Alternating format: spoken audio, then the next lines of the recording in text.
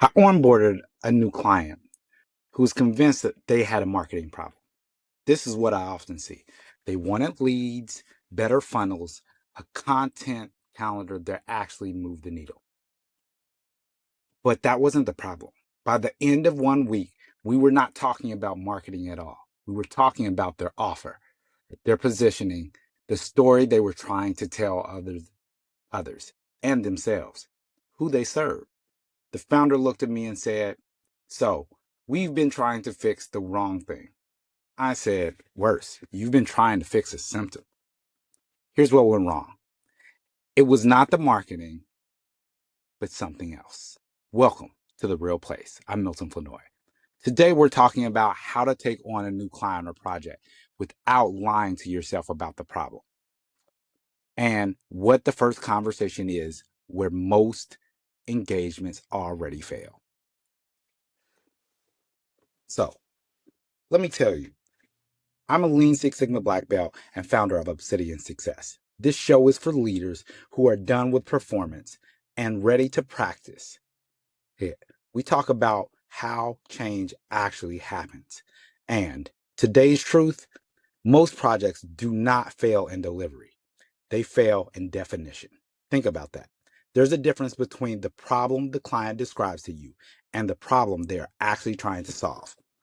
I'm going to show you how the gap shows up, whether you are onboarding a new client, a marketing campaign, or redesigning a workflow. When a client says, "We need more leads," it feels very specific. It's not. That is the symptom statement, not a problem definition. Lean Six Sigma teaches you to define, not do, as a start. Oftentimes, we start with do. We want to do something, we want to complete something, we want to move the needle. But we need to start with define, DMAIC. Define, measure, analyze, improve, control. They design campaigns before they understand the system. They build funnels before they clarify the offer, and they wonder why nothing is sticking. Here's the question most people avoid. What problem are you actually trying to solve? And for who? Because performance hides gaps, practice exposes them. So let's practice.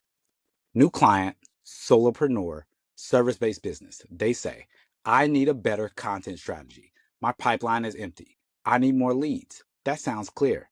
It's not. It's a very vague statement. The fast response is to spin up a posting schedule, write scripts, launch ads. We don't do that. Why? Because you don't solve the true problem that way.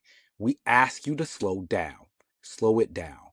Walk me through your last 5 sales conversations. Walk me through your last project. Who showed up? What did they say? What did they want? Where did they get stuck? Now, the truth shows up. The content is not the problem. The offer is unclear. The positioning is fuzzy. The message does not match the audience. So the project shifts. This is not a content problem. It's a clarity problem. Okay, let's take a different approach. Define the ideal client with precision, not vibes. Exactly who you serve. Clarify the transformation, not just the deliverables. What happens where? Map the current buyer journey before you design the next campaign. Same business, completely different outcome, because we understand how the system worked before we try to improve it. That's what we call defining current state and moving it to future state. This is where consulting and coaching engagements bleed value, not in execution, in setup. 3 key traps that you should avoid that show up often, every single time. 1, accepting the client's first problem statement as true. Dig deeper. Find the true root cause, the true problem, not the symptom. 2, if you start with "we need more leads" or "we need a funnel," you are already behind. You're solving for solutions. Clarify comes before action. 3, designing for the client's desired outcome instead of their actual behavior. What's actually happening? 4, what they say they want and what they actually need are 2 different things. Behavior tells truth. Think about that. Skipping the discovery phase oftentimes feels slow and unbillable, but it is the biggest mistake. Think about that. You need a strong setup.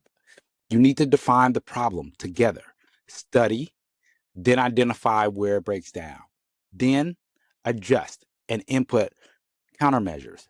That is true control. That is where you should shine. That's where you begin. On the first call with the client, we had to reset, not push harder, slow down, ask better questions, repeat the basics. And then something shifted, not because we moved faster, but because we moved with control, precision. That is the real place where learning replaces ego, where clarity replaces motion, where flow replaces force.